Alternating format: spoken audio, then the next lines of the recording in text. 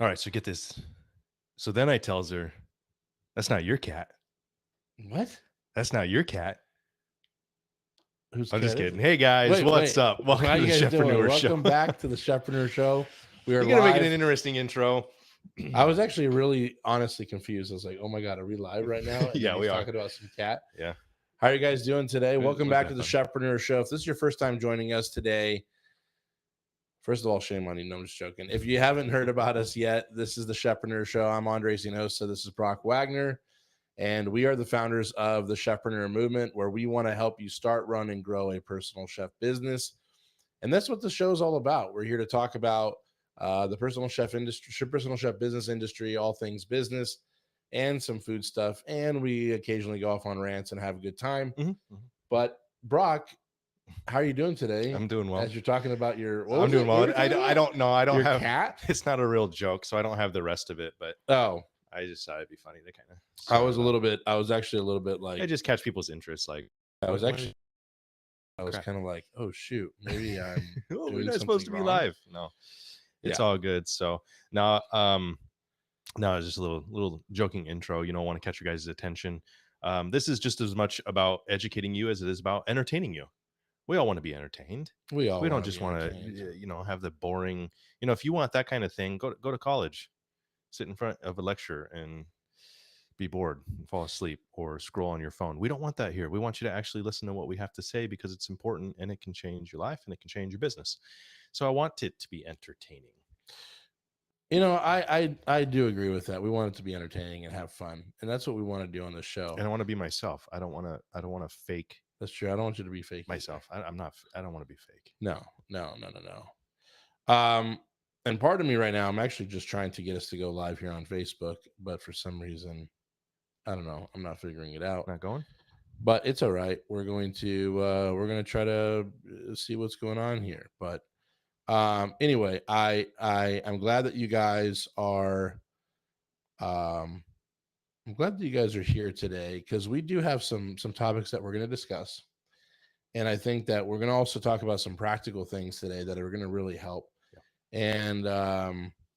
And really, I'm going to kind of start with that. I'm going to kind of chime in, but I also have a few things I want to discuss as well that has come to my attention with a couple of our students, and some of the things that we're starting to see as also other trends in the industry, with even in the personal chef and private chef industry per se. And so, but yeah, Brock, go ahead and just kind of talk about what you were talking to me about before the show, and giving some practical tips to these chefs about their website. Yeah. No, I love it. Yeah, I really wanted to make sure that on the show that we're always providing you guys with something that you can actually take away and implement in your business, or something that you can at least just ponder on, that you Mm-hmm. can it leaves you something to chew on. You got to think about. So and I want it to be very practical. I'm a very practical person, very straightforward. So here it is. uh e- Earlier I made a post in Facebook, and I was kind of, at the time, I was just letting you guys know, and I'm thinking, what do I want to really want to bring tonight? What do I want to talk about that's going to be really helpful? And I just kind of sat and thought about it, and one thing led to another, and I was just doing a little looking around and kind of looking at personal chefs in the area. I was Mm-hmm. looking at their websites, and I felt it in my heart to really speak to those who are already in business. Um, this, of course, is going to be extremely helpful to anybody who's not in business yet and is considering or thinking about becoming a personal chef, or has been on the fence about it, is just starting out. It's still going to be wildly important to you. So write it down, take notes, because I'm going to give you the literal pieces of it. But I was really thinking about those who are already in business, those of you guys who have been doing business. And I was researching, and I was looking through different websites for personal chefs just in the Lawrenceville area. And I was clicking through a couple of them and kind of looking at their website, kind of looking how they did things. And of course, they do things wildly differently than we do, which I tend to start noticing things that is kind of like, I hope that that's not going to drive away visitors from actually inquiring. Mm-hmm. Because here's the thing, we teach everything top to bottom, A to Z, as far as how to structure the website. And we teach it the way we do because we actually invested thousands of dollars ourselves in order to learn that. And in order to learn what's going to be the best way of building and constructing a website to turn visitors into paying clients into actual leads who book a call, and that you're able to get on the phone and then book the event and the service Hmm. and receive a deposit, right? Get paid. Yep. And it works extremely well.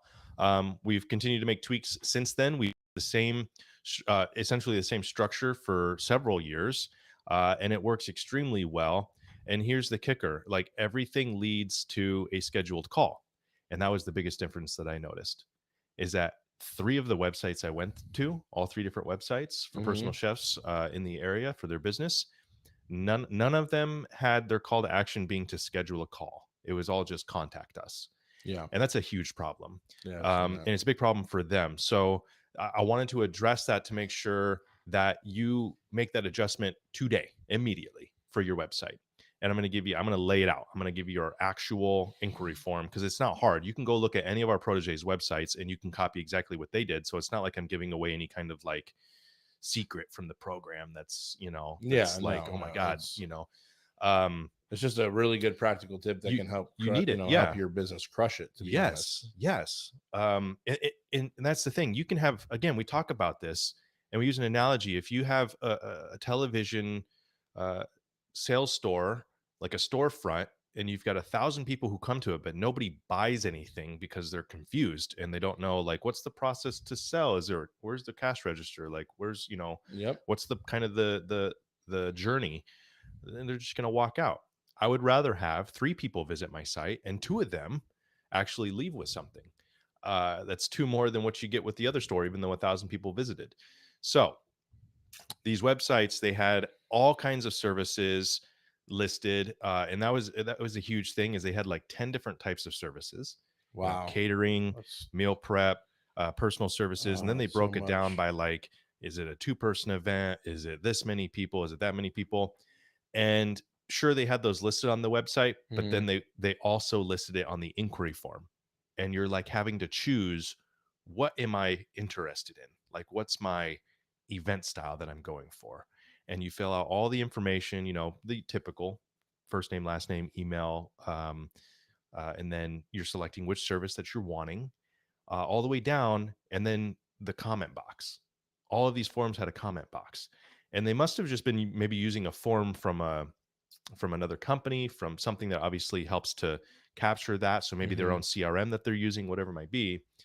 But the form was so long and it asks all these, really honestly, they think that they're relevant questions, but they're not, because at the end of the day, what you should be doing is getting them on the phone call Yeah. so that you can talk about what kind of experience they're wanting. Correct. Here's the thing: if you get them on a phone call, it opens up and gives you the opportunity to ask them questions about what they're wanting. And it gives you an opportunity to then possibly sell them into something they didn't even know that they wanted to begin with. Yeah. They might have thought, oh, I just want to do like a little, 4-person, 5-person kind of thing. And then because of the way your services are set up, they might go, hey, shoot, for that, I think I want to invite maybe a few more people, right? Now Yeah. all of a sudden you went from 4 or 5 people booked to 8 people booked, and you just increased your bottom line and your profits. So the whole thing is that on your forms, I'm going to give it to you straight here and stop rambling as much as I can. Um, and you want just a very simple fields, okay? First name, last name, the event date, their email, phone number, number of guests, and then a schedule a call calendar field. Okay. So you can do it through Calendly. However, what we do is we built software around this. And that was something that I found interesting. So we landed on something pretty interesting and Yeah. discovered this with the way that we developed our inquiry form. But before I get to that, again, you guys, on your form, make sure you have these: just first name, last name, the date of the event that they're wanting. Okay. Their email address, because you want to capture that email. That's part of an email marketing plan that you can do later on. You can send them emails. You can have them part of your list if you're doing that. But then their phone number, the number of guests that they have, and scheduling a call. All you need to know: when's the event and how many people are you looking to have? Exactly. That's That's it, it. just to start off the That's it. conversation. But the biggest thing that I noticed was missing for all of these websites, all three of them, and I went one by one by one, Yeah. not in order. I didn't go try to go to 5 and 3 of them had this. It was every single one I was landing on, there was no schedule a call. Yep. You have to have that sales call. Okay, that's what we teach, and the reason for that is because you get them on the phone and you can talk to them. You start to build that relationship, and they're not left in some kind of like dark area that's like, now what happens? What's Yeah. next? Like I sent them something. Am I gonna get an email back for them? Are they gonna call me? Are they gonna text me? Well, here's what's funny is actually a lot of chefs prefer not to have a phone call, and they start doing things back and forth with email and text, and it's not personal enough, and you're not going to close as many deals. um and you're right, Brock. Basically, the simplisticness of the form is to have people do less work, and there's so many things that it's just like one little practical thing, but honestly, you got to think of things psychologically, and people are lazy. People don't want to do work. The more work you have your customers do, the more brain power they have to exude, the more calories they burn in their brain, the less they want to hire you. First of all, yes, I wanted to just give some shout outs. Shireen Smith, hello. Chef Laney, Corey Glover's on. Good afternoon.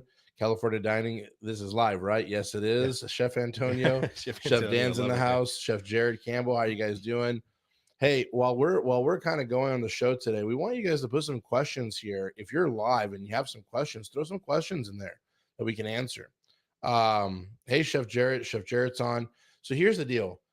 One of the things that we realized about the forum, and this was early on in dinner with a chef in my business, is like when you really look at how people utilize a website, they want it to be quick. They don't want to be filling out a form where you make them feel like they're filling out some sort of essay, or they have to write all this description of stuff.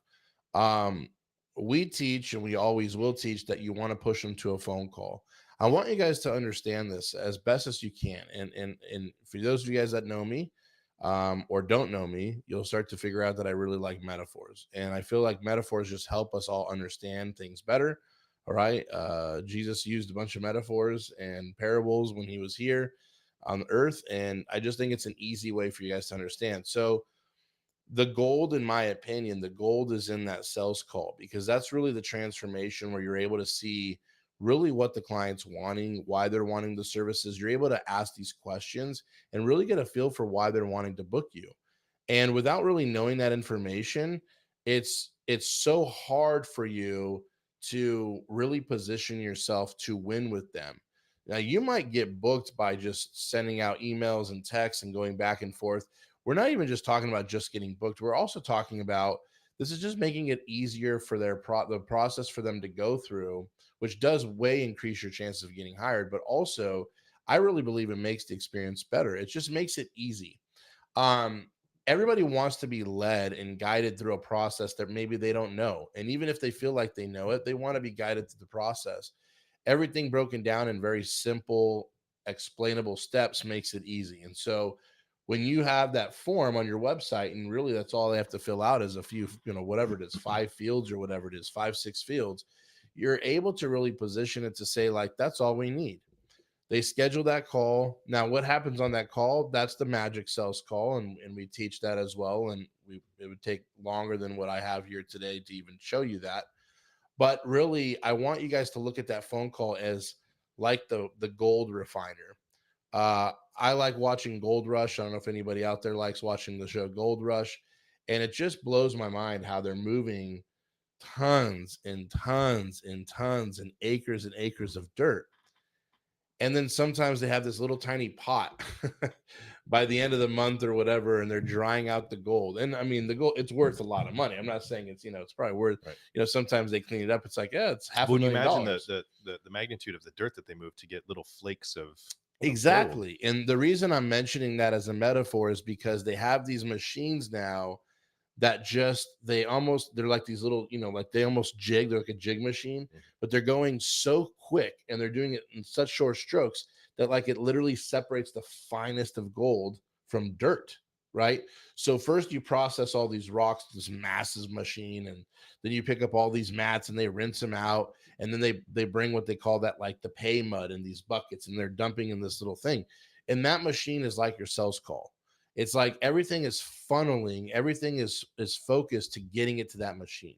So you got to remove all the rocks, you got to remove all the debris of them feeling like that they're confused or they don't understand what you do. A lot of times, and I've been on these, I've been doing so many clarity calls lately that it's like, in fact, I have Chef Joshua here. I just did one with him yesterday. How you doing, Chef Josh? He's Oh, going to be cool. joining our program next week, so I'm super excited. But Nice. Welcome, chef. yeah, welcome, Chef Joshua. So, but like as I was talking to him, we were talking about how like really there has to be a process, just like we have a recipe. There's a process for everything. Um, if you really think about, again, like we're faith men here, like we believe in the Lord. And if you look at like how God created the heavens and the earth, he created all of us. I believe we believe he's the creator.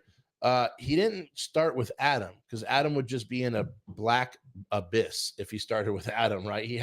He created Adam at the end, when it's like, okay, now we have vegetation, we have animals, Right. we have oxygen, we have sun, we have water, we have the Everything whole to nine, support right? Adam. Exactly. So like everything has a process. Everything has a process to get results, or to like follow, that gets you a better result. And psychologically, people want a process. If you look at like even McDonald's, like you drive into, again, I use it because it's just an easy metaphor. You drive into their parking lot. There's plenty of arrows pointing to where the drive-through's at. You get into this little yellow lane.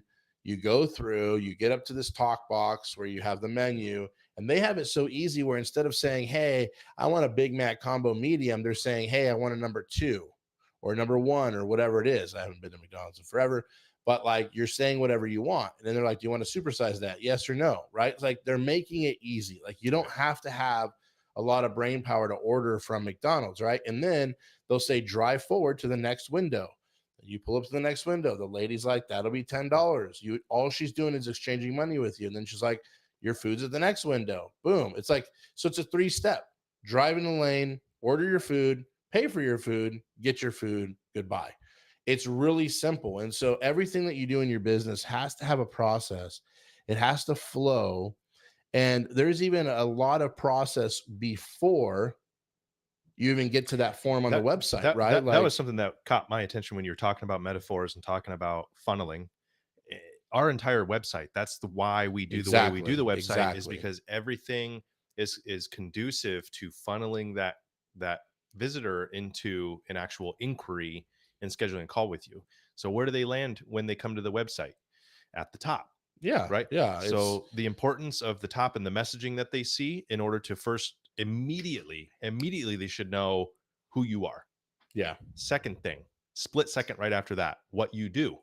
Yep. And then the third thing, split second after that, how to get you.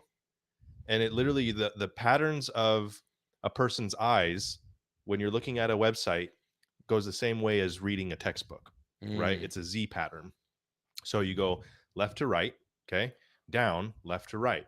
So the way that we actually built, and that's what we invested our money with, was to learn all those little detailed, the little intricate things, details. Yep. and then construct a website that it's the most powerful thing. And I was noticing with these other ones that all the text was like, there's a lot of really small text. There was a lot of menus at the top. There were so many different distractions, Yeah. and that's a huge problem too, is you don't want to distract you, them. you you don't want to just exactly, you don't want to distract them. It's just there's so many things. Like you got to think about it. Like how many marketing messages do you guys hit? I mean, I just sent an email out to our list of what 9,000 people Yeah. to join the program with And it's us. probably amongst their 9,000 emails they're getting every day. Exactly, because there's so much marketing noise out there. There's so many people talking to people, but a lot of, I'll be honest, a lot of the companies do not market well. Like the only ones that you pay attention to are the ones that really are speaking to you, that you really are either interested in, that you want to know about. And this is like any successful business. And again, I could tell so many stories. I feel like this Chefpreneur Show today is kind of going into the simplicity of business, Yeah. and Well, in the going story of going business. the story. Yeah, the going simple in business is actually sometimes quite difficult, because it's hard for us to distill down. Like sometimes if you have a chef, like ask a chef, like, how did you pick all those mustard seeds, or how did you do that recipe, and it's like a 14, 25, 30 step process sometimes. And so we have complex like recipes as chefs and we do things, but like getting it to have getting people to understand the simplicity of things is really a talent that I think every entrepreneur needs to have. Like we've noticed that in Chefpreneur, we've Mhm. noticed that in Dinner with a Chef, we've noticed that with our Sue software. Like it has to be not only intuitive, but it has to be very simple and under like you have like they always say like you should market to third graders, like not to like legitimately market to third graders, but like on a third grade level, because that's where people really feel like they understand. I mean, I hate to say Yeah. it, Isn't it doesn't called like reptilian brain or something like that? something It's like like that. Like reptilian brain. we're all carnal to a degree where we're just kind of like, huh? Like we need to Yeah. understand things very simply, Right. right? Right. And the thing about it is as well is like one company that always comes up to my like in my mind when we talk about these things is Uber, right? Like Uber has decimated and has completely revolutionized the taxi industry, right? The transportation taxi industry. Um, and what's funny is people think people in a way, which it's not a wrong thing to say this, but yes, like they have done a lot of good for like getting people to earn their own money, right? But if you really think about it, like who couldn't become a taxi driver before? You know what I mean? Like there was some mafioso stuff with like Well, licensing and things like actually, that. yeah, you had to But go through. Actually, you had to go through quite a test, I think, yeah, to in yeah. order to become a Well, taxi I driver. mean, more licensees and stuff like that, which is again, it's all bureaucratic. But yes, you had to go through some hoops. More importantly, what Uber did was they said, "Here's an industry that hasn't been touched for years. Like it hasn't even been approachly touched for years. Yes, hailing a cab in New York City is not a hard thing to do." But again, people want things to become evolutionarily easier, Mhm. right? Like instead of rolling my window down by hand, I want to do it with electricity and do it like just push a button, right? Like it's every aspect of your business you should try to think about how do I get it and distill it down to make it easy, okay? But also there's some human interaction, especially with our business. So I don't want you guys to get the wrong idea that like we're trying to tell you like automate and automate everything with technology, because this is the few industries with like chat GBT and all these AI things coming out. Like there's probably going to be some like robot chef in the future, but come on, like they can't even taste their food. Like how are they going to grab little grains of salt with like little claw fingers? Like give me a break. Like they can't make an empanada like my grandma did. I'm sorry. I don't give a damn what kind of robot you invent. It's going to be hundreds of years before you can do that, because I can't even do it. And I'm a chef and I still can't figure out her empanada recipe.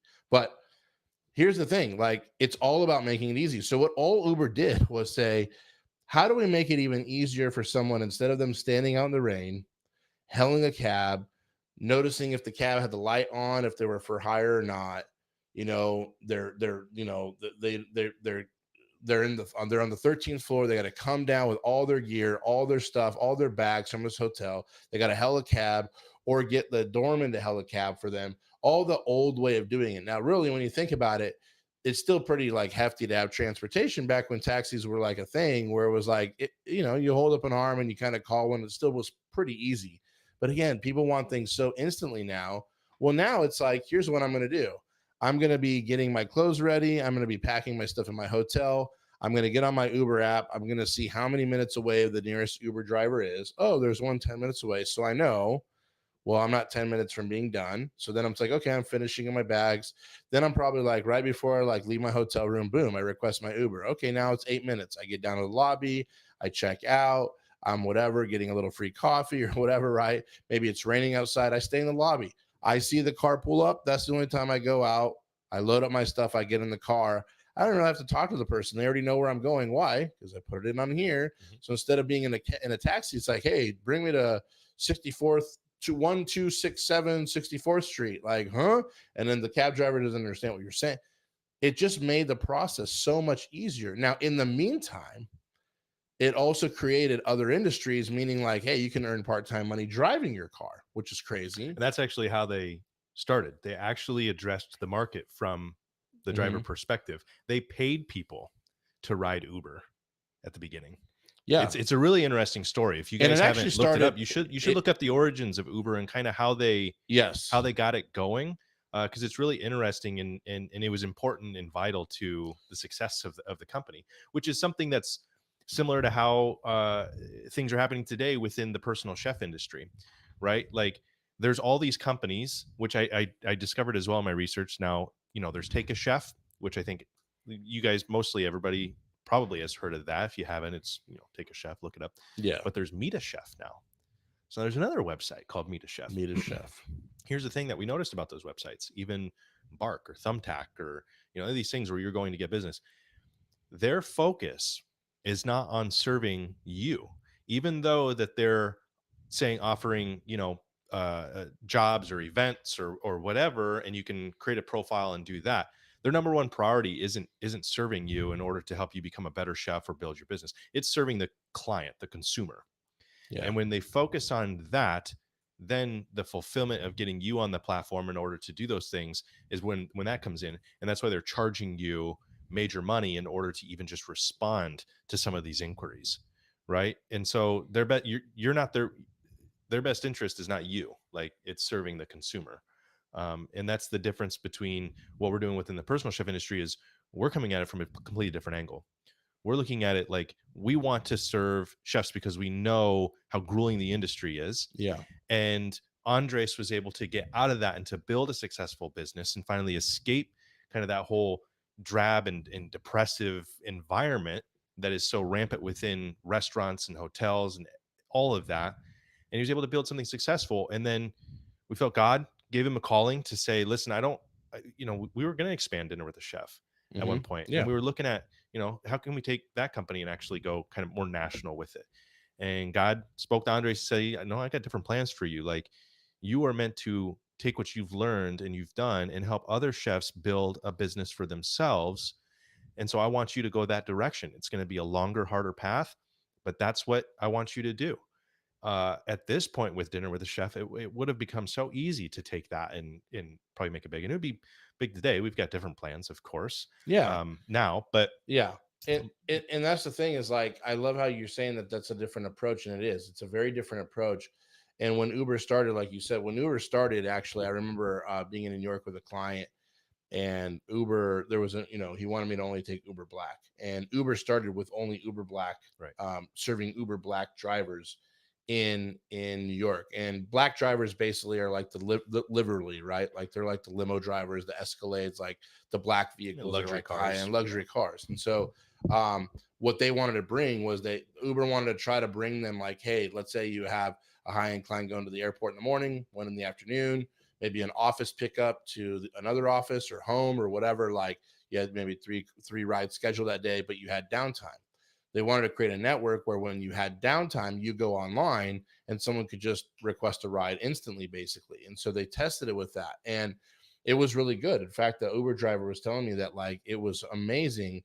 But then unfortunately, as they open up the market to other people other than licensed drivers, to like any Joe Schmo with a Kia, it took a lot of business away from them, of course, right? And so like, I know we won't get into all that competitive and everything. Yeah, because like they're actually licensed, and so some people actually feel safer. And then so it's kind of swung back around, and like Uber Black, like, or the limo drivers or like the professional drivers, like still do really well. But what's funny about that is that like you were saying, Brock, like no one's ever really approached the client, the client space in our industry from the chef perspective, right, as opposed to just going to the client. Now, you guys have to understand, our ultimate goal is always to give the client the best experience. I believe in doing that by making sure the chef that's serving them, that has helped, and we've helped in their training and coaching, is serving them the best. And so like it's almost like that catch 22, well, they're right? the root. Like they're the root. they're the root. Exactly. It starts with the chef. It's kind of like when I used to work at the Ritz-Carlton, I was just telling this to somebody today, like I was talking to Chef Justin today. He was on our one-on-one call, and he still works, I think, like 1 or 2 days a week at his old job, right, here and there, just to help him out there in transition. There's still like, I think, a chef down. And here's what's funny. He was saying that like he was expediting on a Saturday because they called him up. The guys, what I think one of the chefs was like their kid's birthday or something, and asked Chef Justin, hey, do you like mind covering for me? So he came into work, and apparently like the executive sous there, and I'm not throwing him under the bus, but it's just kind of ridiculous. Me and Justin went off on like a 10-minute rant because I guess he's telling everybody like no French fries in the restaurant, like only at the bar. And like, and I'm sitting there thinking like if a kid, like if I went to a restaurant in a hotel that was the restaurant in a hotel, not dinner only, by the way, and my child wanted French fries, like I don't see the problem here. There's no problem. So Justin starts laughing like, and because the server, first of all, the server comes up and says permission to speak pretty much to him. And the servers just do that to me all the time. And there's this whole hierarchy. It's like BS. It's so militaristic egotistical. almost. It's so egotistical. And I'm sorry, chefs, if you're out there and you're watching this and you're going to hate me when I say this, but get over yourself when you do that stuff. Like, it's so dumb. It's so childish and immature. Like, permission to speak. Yes, you're a human being. Like, the server can speak to the chef. Oh my God. Anyway, so they first pretty much ask if they can speak to Chef Justin, and I'm like, oh, I'm so sorry, chef. Like, I feel really bad for asking, but like, my table really wants a side of fries. Like, can I ring a side of fries in for their kid? And chef's like, what are we doing here? Like, yes, you can ring up a side of fries for the kid. What? And here's the thing. It's funny where it's like this whole thing that I guess the chef that's currently there, the executive sous, is like, gets so pissed off if somebody rings in a side of fries like in the restaurant. And it's like, we're here to serve people. Like, if you're not there to serve them, who the hell are you there for? Like, they're paying your effing salary. Like, I don't get it. Anyway, a little bit of rant. Take a breath. Yeah, because it just kind of pisses me off. Do you want a thumbprint cookie? Ooh. Maybe it'll calm me down. Yeah, maybe it will. I'll take a thumbprint. Okay, my wife made them, so I just wanted to bring and share them. Pretty good, right? So here's the deal. As I'm eating now on our podcast who cares? Here's the deal. I just, like, me and Justin were sitting there like, what are we doing here? Like, if you have that kind of mindset, like, you need to clear that out. Like, you're here for your you're here for your clients. Like, if you are that kind of chef and you want to do a personal chef business, I will not coach you until you change like your mindset and your attitude, because like it'll never work. It just won't. I'm not saying that you can't give suggestions to people. I'm not saying that you can say, hey, I know that you like it well done. Like, do you mind if I try it? Like, do you mind if I cook it like medium well? Have you ever tried it medium well? Like, it's okay to like use your experience and influence to help some people maybe venture out and eat something a little different. But realistically, like, seriously, like the arrogance. Anyway, the whole reason I'm saying this is because as we're approaching our industry, like, the clients deserve the best. And we're trying to help chefs reach a better financial position in their own business with their own terms, with freedom. That's right. At the same time, giving clients and customers the best possible experience, because we are able to help mentor and coach these chefs to deliver world-class experiences, which means the clients have a better experience than going to some god-awful restaurant right now where the eggs are $8.99 a dozen, and you have to worry about all these different things, and like, you don't know where your food's coming from, and they're just using whatever. Like, I really believe it's a win-win on every single front, that this business, I'm serious, like, we're going to change the culinary industry. That's our goal. That's our mission. But like, we're doing it one chef at a time, not one client at a time. What's funny is the byproduct of that is the client gets served really, really well. And that's what's crazy is like, and we've realized that. And Take a Chef, there's nothing wrong. We're not here sitting here bashing any of these platforms, but realistically, Take a Chef will bring on any profile that they want without really a lot of vetting the chef, which in my opinion is like, let me just make money by combining the chef and the client together. And what the client really doesn't know is that these chefs aren't really vetted. Now, there's a lot of you that don't Take a Chef that you're not a serial killer. I get it. But like, it, if I'm not even able to talk to the chef, going back to our phone call, Take a Chef, they don't let you contact them. They don't let you email them or have a phone call with them. So the thing is like, I'm having somebody come into my house that I've never met. I've seen a profile picture on some random website that I'm assuming did some deep dive research and vetting for me. And then I'm going to pay a lot of money to have them come cook for me. Like, it just doesn't work for me. It doesn't work for me. Now, we have some stuff up our sleeve. We can't really release it yet, but we have some stuff up our sleeve. When we do create a platform for leads, which is coming down the pipeline, Okay. Yeah, he's checking his sleeves. We have it. It's going to be the best for the client and for the chef. Like, period. I'm just super excited when we get to that point. I almost want to say it, but I can't. I can't.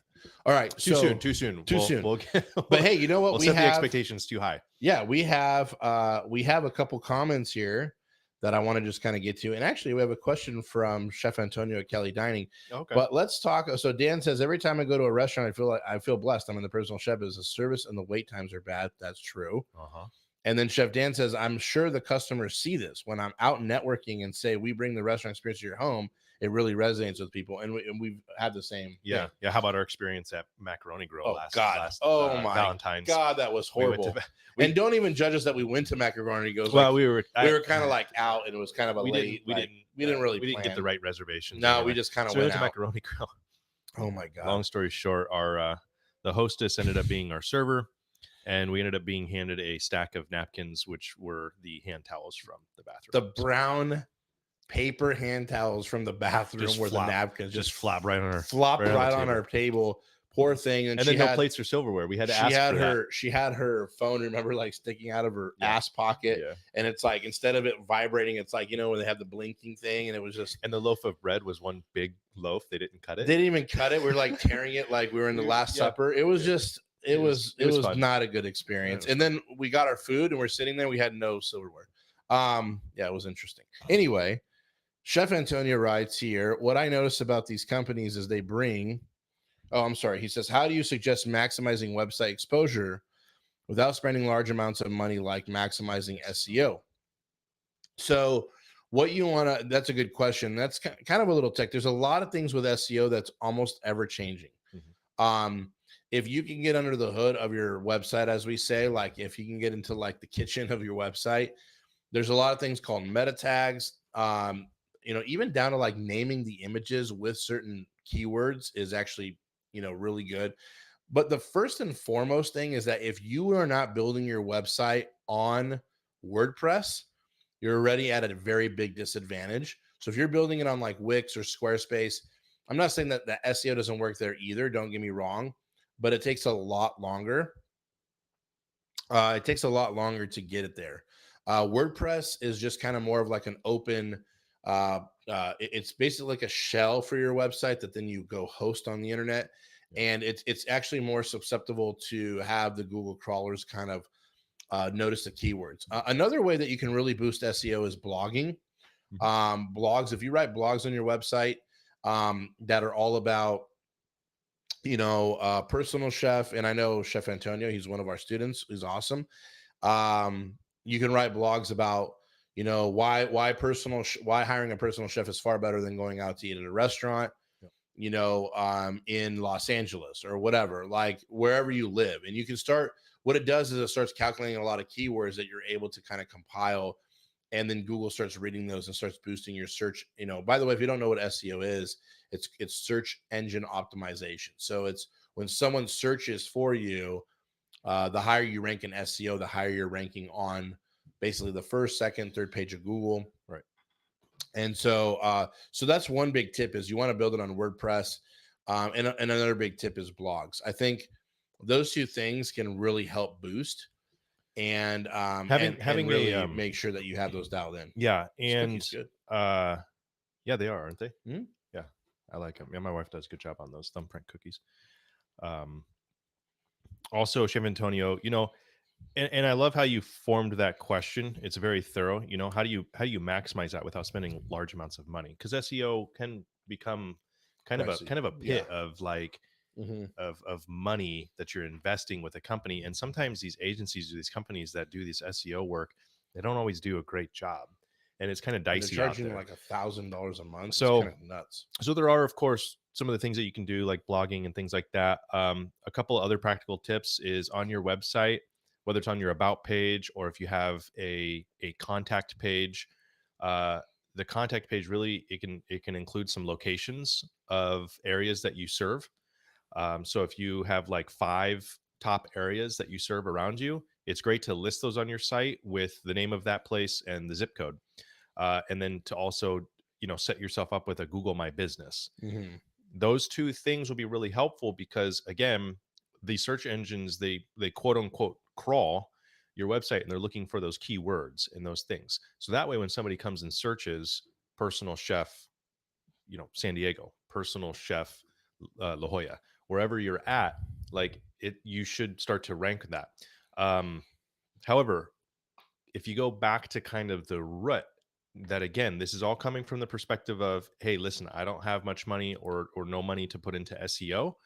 My investments are going elsewhere for the business. How can I just, try to maximize this without dumping a bunch of money into it? The best thing, again, always going back to like strategic partnerships and getting clients through that, and then finding ways to get them to visit your website. The more you get people to visit the website in your area of the clients you're serving, and getting them searching for you, Mhm. the better you're going to end up ranking, because Google looks at that and they say these people are searching for you. Correct. It's It's higher they're ranking. basically your relevant business in the area. Exactly. So that's a huge deal, and that doesn't cost any money. It's No, all organic. It no. what it costs is your time and energy in figuring out your strategy to get them to do that. That can be Correct. through, again, processes, simple processes. That's like a journey. Okay, what is the journey going to look like for them? How do I make it easy for them to leave my business a review? How to Mhm. make it easy Mhm. for them to find my business online? Yeah. All those things are going to add up, and they'll end up increasing your SEO, which was funny. Um, we have a student as well, another one, Chef Jarrett, right? And we built the website and everything with WordPress. SEO, we did basic SEO practices, and the whole goal is to get listed on that first page, right? When you're searching. But SEO does take a little bit of time. So the best thing It you can does. do, Yeah. again, is what we just got done suggesting. However, when I was doing my search today, I noticed that I searched personal chefs, Lawrenceville, Georgia, and he's starting to list on the first page. Now, it took time. There's several Nice. months between then and now. But I guarantee that the biggest thing that helped that to happen was the fact that we had some of those locations that he's serving listed on his website. Those keywords were on point. We always like to be very simple. We use the word personal chef a lot, because what are people going to search for? Personal chef. And he's been increasing in business and strategic partnerships, so people are going to his website more. All of that added together ends up ensuring that you get listed and ranked higher and higher. So yeah, that was actually really good. I think That that was a was good really question. That practical, was a very good really question. Yeah, very practical. I hope it practical. really helps some people out there, because that is a big deal. And we're in the technology age, baby. Like, we got to keep up. This stuff's constantly evolving and changing. And It's you know what? We're just super excited what we have coming out. I'm we won't say anything about what's coming up next month, but we're gonna be having some fun next month. yeah, So you guys make sure you tune in yeah, that'll be fun. to the show. But on top of that, I wanted to also talk a little bit today and touch on a few things too regarding um mindset. I feel like, I feel like I'm a broken record. A lot of students have even come through our program. It's like, all right, chef, I know about mindset, but it's mindset is an ongoing thing that never changes. And I wanted you guys to, I want to actually make a plug for another podcast that's completely not food related. But I would recommend you guys listening to the podcast. And actually, let me give you the specific episode. But there's a gentleman named Michael Hyatt, and Michael Hyatt, he's a fantastic. He's done leadership coaching, he's done mindset coaching, but he's also really good at like structuring businesses. Mhm. And I was listening to Amy Porterfield's podcast. She's awesome. She is. I actually was able to cook for her one time in Carlsbad a long time ago. And I was listening to her podcast that she had Michael Hyatt on. And it really like he's actually coming out. I don't know if it's out yet or if he came out with the book. I apologize. Actually, I think I can find it right here. But basically, the podcast is episode. Give me 1 second. It's basically called her podcast is Amy Porterfield. So if you just look up Amy Porterfield, um, it's online marketing made easy with Amy Porterfield. But basically, it's how there's science backed data on how your thoughts influence your actual success. Now, we all know, like, again, I mean, yeah, surprise, yeah, surprise, right? surprise, surprise, right? We all know that. And I've said this before. So it's episode 541, by the way, episode Oh, that's a 541. lot of episodes. Yeah, she's been out for a while. Um, but here's the deal. One thing that I really enjoyed about listening to this podcast was not only does Michael Hyatt put it into, and again, so this is not mine. Okay, I'm just referring to one of the goats out there, man. Because he's very successful. He's actually very successful, and I didn't even realize until I listened to this episode because I saw a few videos of him and he wasn't looking very healthy. But I found out that he had a massive heart attack recently. Oh, I didn't know that. Yeah, and I didn't know that Yeah, either. I follow Michael. And yeah, he had, I think, like a quadruple bypass surgery. That's serious. Yeah, very serious. The thing is he's literally hired and has taken care of his body very meticulously with exercise and diet and a nutritionist. He's had a fitness coach and a nutritional coach for the last 15 years of his life. So I mean, he did everything right. I mean, for his age, he looks really, really, really good. healthy. Yeah, but like, it was just unexpected. Like, right. and he had a heart attack. It's just, it was very out of the blue. But I won't share with you everything on the podcast because I want you guys to actually go listen to it. So again, it's marketing, made easy online, or marketing online made easy. I think, I'm sorry, with Amy Porterfield, episode 541. But he really gives you like 3 solid steps. And he started talking about how to analyze, how to actually capture your thoughts, but then not only analyze, how did he say it? Almost like put them on trial, right? Like, what's real, what's not, what is the real reality? How is there a different way we can approach this? But the simplest way, it is so funny because, again, we were just going back to like talking about simplicity and having, things be simple for people. By the way, I got to give a shout out to Jared Campbell because he wrote Bowling Balls, and people are like, why is he writing bowling balls? I didn't see that. If anybody knows Bowling. my training, I say the more you give your customers to do, one more task for them to do, it's like handing them a bowling ball, right? So if you give them one thing, it's like they're already carrying one bowling ball. If you give them 2, 3 things to do, it's like, I'm carrying 3 bowling balls. It's so hard to do business with you. Anyway, it's a good analogy. I'll have to make a shirt. I know. Yeah. Don't give me. Yeah. So, but Michael Hyatt, what going back to that, just the one thing I wanted to point out with it was that really, really hit me really to the core of my heart. Like, honestly, it really is about how you see the perception of light on it. And what I mean by that is like, and what came to mind, this is something that he did not say, but it's really as simple as, are you thinking, even in the negative situation you're in, are you thinking about it in a positive way? Okay. That's extremely hard sometimes. You stub your toe, it's like whatever, and you're just kind of like, okay, it's a laughable moment. I'm going to turn it into a positive, like I'm an idiot and have everybody laugh at me and we're all having fun. But when it's like something deep, like, hey, I had a massive heart attack, and he kind of tells a little bit of his story about how he looked at it as a positive light. And it really is just a mindset shift. What came to my mind, again, I'm a very visual person with metaphors, but what came to my mind was like the corner of a building where like the sun is shining on one half of it and there's a shadow on the other, right? Same corner of the building. The building doesn't move. The situation is there. Really, if you're looking at like the building, the situation is there, but it's more of like, are you standing on the shadow side or on the light side, right? That's kind of how my brain thinks, is like. And so I was like, you know what? That's really good. Again, he didn't say that. That's me taking what he was saying and interpreting into my own weird brain language, I guess you would say.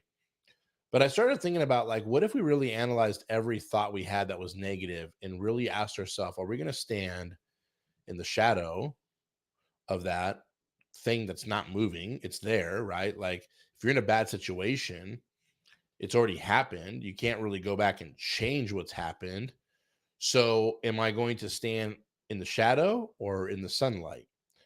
And I started analyzing just a lot of different things. And not only to start getting me to realize, like, it always leads back to God for me. Like, it always like being in the sun. It's like The Bible says that God uses all things for our good. It doesn't say like good things for our good. It says all things. So good or bad doesn't matter. But what really, again, it started challenging me. Like I want to start consciously asking myself, am I standing in the shadow or am I standing in the sun? It's good. Because when you build a business, and we're here to tell you the truth, like there's going to be tough times. There's going to be times where it's scary. There's going to be times where you're doubting yourself. There's going to be times where you're feeling like, man, did I just drop the ball? And you might have dropped the ball, and you might be in a really bad position or a bad place. And sometimes it's like maybe you put yourself there. Maybe sometimes it was completely out of your control. Either way, you can still choose to be either in the shadow or on the light side of it, and either learn a lesson and persevere and move forward, or kind of just be in the shadows and be like everything's so negative and dark, and your life will really come to a halt and an end. Not necessarily like you will die. I'm not saying that, but I'm saying Yeah, like, I feel like it sometimes. yeah, it'll feel really deep and dark, right? Mhm. And man, sometimes I just feel like, and we all go through that. Like, no matter what kind of success you have in life, doesn't matter. It doesn't matter if you're a billionaire, million. It doesn't matter. Like, people lose loved ones. People lose people. They, again, things that have happened to them that should have never happened from loved ones. I mean, there's a lot of things that are really kind of not very happy in the world, but we still have a choice. And that is the power, I think, that Michael was talking about. And Michael was like, I'm choosing to look at the light side of having this heart attack. Like, I'm not going to tell myself that, oh, my life, because he said he went to like the small group. Again, I don't want to take away too much from the podcast, but he went to the small group per his recovery, and they kind of help them exercise under monitoring Oh, and all right. that stuff. Yeah. But then they Stress also, tests. yeah, but then they also talk about like emotional stuff, Mhm. because it's a traumatic experience. But Michael was kind of like, I'm sitting with all these people, and everyone else is like, it's the end, like it's the beginning of the end for me. Like, this Oh, is it. yeah. And Michael's like, I don't feel like this at all. Like, I just realized like I've programmed my brain to see the light side Right. of what God has given me. Like, Yeah. man, I got a second chance. I got a thriving business. I got an amazing wife. I got amazing friends, amazing doctors who perform this quadruple bypass on me. Like, I'm breathing, I'm living. Like, he feels like he has more to live for now more than ever. So it was just really inspiring to hear that. And I think that no matter how much we've gone through in our life, if this is you listening to this, I really want you to understand, like, I really feel in my heart somebody needs to hear this. You can't change what's happened to your past. You can't change the hurt that has happened to you, whether it's been from somebody you love, from someone you thought you loved, um your friends, your family. It doesn't matter. Like, we all have some deep stuff that we've been through that has really almost broken us, or even maybe did break us to a point. And I'm here to tell you today that you do have a choice to stand in either the shadow or the sun. You have a decision to say, I'm going to take what has happened to me in this bad way, and I'm going to use it for good. I'm going to think positively. I'm going to start learning how to filter my thoughts and say, how can this actually help me? We've gone through a hard be very straightforward. We've gone through a hard time building this chefpreneur movement. Like, it is not easy to go out there and help a bunch of chefs that are underpaid and bitter. And sometimes, we've had people that have been suicidal, come to our movement. We've had people that have really felt like they haven't had no hope. And I was just telling Brock and the team the other day, like, we're here to, like, our first and foremost thing that God has called us to do is to bring hope to people. Um, and that's really what we're all about here. But I'm saying, like, in one context, it's like, which is our bigger mission. It's like, we're here to just help you understand. And it really does always go back to mindset. Like, I can never get over how much we have to continue to remain learning about how our mind works, training our mind, controlling our thoughts, because we're all guilty of it. No one's perfect at it, you know. And so if you just needed to hear that part of today's show, like I really want that to sink into you. Like it's okay to feel down. It's okay that you've had some bad, like it sucks that things have happened bad to you, I but think you do have that's a choice. I think that's a lot of the problem with some of the younger. I mean, even our our generation, even the generation above us, but it started at some point. Is that we all start to believe that like it's wrong to feel sad. Like I shouldn't ever Yeah. feel sad. I should always be happy. Like there's so many good things in the world. Like why am I sad? Why am I down? I should be happy. And if I don't feel happy, then something needs to change. But it's not me. It's like there's something inside of me that I need fixed. And Hmm. and you know this is going to help it or that's going to help it. Taking pills or getting on medicine, things like that. And in medicine can be extremely helpful, but when you start from the root of the perspective, it's not good if I feel sad. Like it's sadness it's an emotion that's built into us as humans. It's natural Yeah. and we all go through it. The problem is when you can't stop feeling sad. Like then that's a problem as well. But we all have a choice every single day, and you Correct. make those decisions to take steps and to help that. And the biggest thing you can do is literally like you're saying, step out of the shadow and into the sun. And sometimes it's literally stepping out into the sun. Get outside. Yeah. Get Get outside. Yeah, outside, exactly. get some sun, go for a walk, get some fresh air, do different things like that. But here's the other thing that I've noticed with people is that, you know, there's depression, there's anxiety, there's so many issues.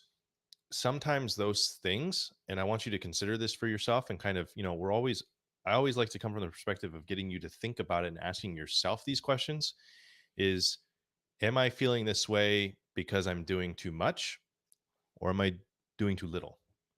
Am I not doing enough? Because Hmm. sometimes there's a spirit man inside of us that says like there's more for you, like you are so much more capable and Hmm. you have the power, you have everything you need.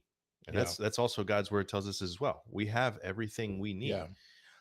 And sometimes when we're not doing that, when we're not putting our hand to the plow, when we're not exercising our God-given talents, that's when sometimes that stress or anxiety comes on because we're not out there doing the things that is making an impact in the world. And we can feel anxious that way, but then our minds and the people around us tell us, oh, you're stressed because there's just too much on you, Yeah. there's too many things. Yeah. Sometimes that's not it. Sometimes it is, but Yeah. sometimes that's not it. But yeah, and you have to be honest with yourself. Like you have to be self-aware of that. You can't help anything unless you're self-aware. So if you're self-aware to saying, man, I just every time I see that, I'm triggered with this emotion. Or sometimes we do think about, I mean, I've had some things happen in my life where if I just sit down for 30 minutes and meditate on some of those things, it just brings all these things back. Yeah. And it puts me in a state of mind where I'm not feeling good, you Right. know. But then I have to almost like remove myself from that mentally and say, wait, let me take a step back from my thoughts that are happening right now and say, like, whoa, wait a minute. Like, and half the time they're lies. Honestly, half the time they're lies. It's a You limiting know, belief. it's limiting beliefs or it's lies. And so, but that's really at every retreat we've ever done, um, I have this very little simple formula, that it still rings true, that I believe it rings true. And here's the simple formula. What your thoughts are, right? So again, we're sitting here and I was telling you guys about this podcast that's literally saying it's backed up by science and data. And what you think is actually what's going to cause you to of what you believe. So basically what you think turns into what you believe. What you believe, you start to take action on. And what you take action on actually dictates your actual future. Like Brock is saying, am I doing enough? Whatever. So if you're limited in actions or you're overacting on certain things, you got to go back to the thoughts because that's the root of it. It's like I'll give you a simple example that I use all the time is a simple chair. Like me and Brock are sitting in chairs right now. You might be sitting in a chair as well, holding you up. This one's pretty strong. It's holding this big boy up. But think about it this way: like if I start with a thought, I look at a chair, I analyze the chair. My thought is, That'll probably hold me. Well, then in my mind, that thought is strong enough to say, I now believe that that chair is strong enough to hold me up. Therefore, I then go and sit in that chair, which is my action. So again, my thought, then I turns into a belief that I can really believe that that chair is going to hold me up. And then that belief turns into an action of me going to sit in the chair. And now I've acted upon that belief, that thought, that thought that turned into a belief. So again, if you think that you're a victim, then your thought, a stronger thought becomes a beliefs, but your belief system. Then your belief system says you're a victim. Then you go around acting like a victim because now you really are a victim. Does that make sense? But if I say I'm going to reverse this and I'm going to start thinking now that I'm a winner, that God has told me that I'm more than a conqueror, then I'm going to start believing that. If my thoughts start to, if I plant more thoughts of seeds of thought in that, and I start to permeate in that, it becomes my belief. Then if I start believing that, I walk around saying, you know what? I'm more than a conqueror. You know what? God's going to take care of me. You know what? God's going to provide for me. You know what? That bill will be paid next month. You know what? And then you'll start to realize you'll take action on those things. Your actions speak always. That's why people say your actions speak louder than words. Because your actions actually what moves and creates your future. Okay. But it actually starts with a thought process. Again, it really starts with a thought process. And so what you think equals what you believe. What you believe starts to literally dictate what you do, the action you take, and the actions you take will dictate your future. And so if you're sitting there thinking that like, man, that's a really easy, like, write it down, make that, put that formula on your mirror. I don't care. Like, remind yourself. And it starts with that thought, capture those thoughts, start going to the sunlight of those thoughts, get out of the shadows, and your belief system will start to change. And when your belief system shifts, again, you'll start to see yourself acting Yeah. differently. And if you're somebody that struggles with your thoughts, because trust me, like we're all a little different as well, and we all kind of, we're at different stages of our lives, different stages of our journeys. We all have had different experiences, different Mm-hmm. upbringings, different traumas. We've worked with or kind of experienced some chefs and individuals who have had some pretty severe traumas in their Yeah. life, Yeah.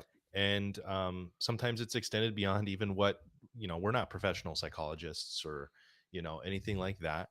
um, we obviously we love this stuff, we practice it ourselves, we've attained a level of success because of our mindset and focusing on that. But sometimes you might be somebody who really struggles with thoughts. If that's the case, sometimes just staying in that loop of, I need to change my thought first and then do something, and then it's just this endless cycle of you're trying to change your thoughts, but then you're not making progress, so you just stay in that mode. Simply ask yourself, what would someone who has this really good thought, the thought that I want, what would they do? Right? If I was them, what would they do? And go do it. And if you just do it, even if you don't believe initially, or if you can't get your thoughts to align initially, if you take the action on that thing, and let me put it into a really simple example. A lot of times people don't get on these sales calls that we talked about earlier on the show because they're afraid of doing calls. They're afraid of being on the phone with somebody. They're Mm-hmm. afraid of trying to quote unquote sell somebody because they feel guilty about it, or whatever their limiting belief is, that they get shy, they get locked up, they get nervous, and they can't do those sales calls. You just have to do it. And the more that you do and take that action, your confidence will build, your thoughts will start to change, your beliefs will start to change about you, because then your body's going forward with that action, and then it starts to reverberate back into your mind and going, wait, like, I didn't die, because your body goes into fight or flight mode when you're on those sales calls. Sometimes, some people it's natural, like for Yeah. you it's a little more natural, you love to talk to people. Other people are like, I yeah, love to this talk to I people. hate this. But the more you do it, the more you program yourself to go, hey, like, nothing's happening, nothing's bad's happening. Okay, that person didn't book, but nothing bad happened, I did it. Right? And the more you do it, the more you'll get used to that, and then your thoughts will start to Good. shift, and then it follows that same pattern every single time. Exactly. Your thoughts, That's turn into awesome. beliefs, your beliefs turn into actions, and your actions will turn into what your future will be made up of. Yep. So yeah, it's always encouraging, and that's always great. Mindset's a huge deal. And It's a if huge you're sitting thing. here going, "That's hooky," like some people go, "That's hooky dude." Like mindset, like whatever. Just give me the systems, just give me the processes. Okay, we'll give it to you. And then when it all falls to crap, like you're going to be going, "Why didn't it work?" Well, because you just got done getting on a phone call with us, going, well, on the strategy, my strategic partnership call, like I didn't know, like I did this and this, and you listen to the recording, and it's like, yeah, because you have the system and you have our process here, but what starts before that is like what you think of yourself, Yep. and what your mindset's And the telling you, what your mentality, thoughts man. are telling you. And if that doesn't align, so then only then sometimes people to go through that, because we've done that, they have to go through it, and then they realize, shit, I need mindset training. Then they go through mindset training, and we come back to it, and guess what, they're a totally different person, Yeah. and It's the true. It's results are totally it's different. like that mama mentality again. Like, doesn't matter how good you are. Like Kobe Bryant knew how to play basketball. He had some natural gifts, but of course he worked really hard to learn the skill. But why was he successful? He had that Mamba mindset, as he called it. He was always in a mindset of like, I'm going to give my best, my 100%. And I don't care if I have a 104-degree temperature, like I'm going to push through. You know what? Mindset doesn't always make things super easy. It actually sometimes can make it makes it easier, I should say, but it doesn't mean that you're avoiding any pain. Again, just like Brock said, when you're actually not in, when you're in a position that you're feeling down, it doesn't mean that you're not painful, but you're not allowing your mind to just basically that seed's kind of like you're not planting that seed. You're flicking it away, and you're like, okay, listen, like I don't feel the best. I'm gonna admit, but I'm also gonna position my mindset somewhere else. I'm gonna get out in the sunlight. I'm gonna get out of the shadow. I'm gonna force myself into being and thinking differently right now in this time of my life, because I know that this too shall pass. I know that things will become better. I know I'm going to come out of this victoriously. I wanted to give a couple more shout outs before we end the Yeah. show. We have Chef Harley on. Chef Harley. Chef Harley is also going to be joining our program in the next week or so. And Chef Harley has an amazing testimony, and we're just excited to be part of your journey, Yeah, it's Chef. awesome. Welcome, chef. We're excited for you. And then we have Michael Bettino, Chef Michael Bettino, my Chef Michael, man. man. Hey, how you doing? How you Hey, doing, hey, baby? hey, how you doing? Man, Chef Michael, if you could stop making those pizzas on your TikTok videos, I'd appreciate it, because I'm about ready to order one from here in Atlanta. I don't know if you ship from New York to Atlanta. Butterfuku. But man, he just makes some good Yeah. look. Have you seen his pies that he Oh makes? yeah, yeah. Oh Actually, man. Chef Michael, I was looking through our drive, and we redid our website, and there's different things that we're doing that's in progress right now. And Michael, your testimonial video came up, and I watched it a few times. Yeah. Just it's great testimonial. Yeah. Another guy, he just, I don't know, you might not think it, because most people are like, whatever, but you pretty confident on Oh, camera, he and is. just No, great he's great talker, on camera, man. great That's talker what to I'm the saying. camera. That's why he's blowing up on TikTok. I think he makes me look bad on Yeah. TikTok. So it's good. Good for him, man. But well, I hope you guys enjoyed the show today. I know I did. I know that we discussed a lot today. We got Yeah, some yeah. practical tips in, Yep. some practical techniques. We did some mindset. We Yeah, the hope that you forms, guys. the form, the inquiry form that goes on the website. Let me just say one last thing real quick, which is really cool. So if you're listening to the show, if you skipped ahead, whatever, go back and listen to the early part of the show about the inquiry form. It's Mhm. really important for your website. Um, the inquiry forms we use are from our software. We built a software, Sue software. It's a total CRM, which is a customer relationship manager. So it tracks all of your clients, all of your events, keeps everything organized. We literally have a inquiry form plugin that you embed on your website, and it's exactly what we teach. It follows our Chefpreneur method. That's how we built the entire software, was to follow the Chefpreneur method, so that not only are you getting the what and the how from our coaching, but now you get the tool to actually go and take it and execute it Yep. in your business in real life. So what was fun was that we kind of happenstance fell into this, but our developers have built the inquiry form for us, following what we were saying. And the difference that I noticed between our the scheduling part of it where you schedule a phone call and you have the calendar to schedule a phone call through the inquiry form. Other softwares like Calendly or anything else, their calendar, it pops up and shows you like the month and all the days that you're available, and you select the day and then you select the time. What's interesting about ours and why this is really important and why our software is going to make it Even infinitely easier. better than any other software out there for personal chefs is that ours actually, when it pulls up the calendar, it only shows immediately by default, it shows the available times that you're available for a phone call today. You can switch the visitor to your website can switch to a different day and select a time up today with the Yeah. available times. Their mind, the simplicity of it is like they just want to make it simple. They just click on a time. Yeah. Well, what did that do?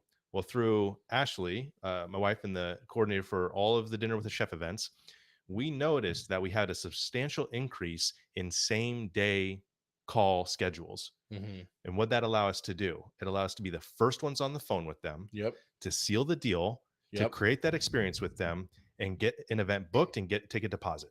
Yep. And it's been Exactly. an increase. And so Exactly. um, that is amazing. And we're going to continue to utilize that and keep that the same.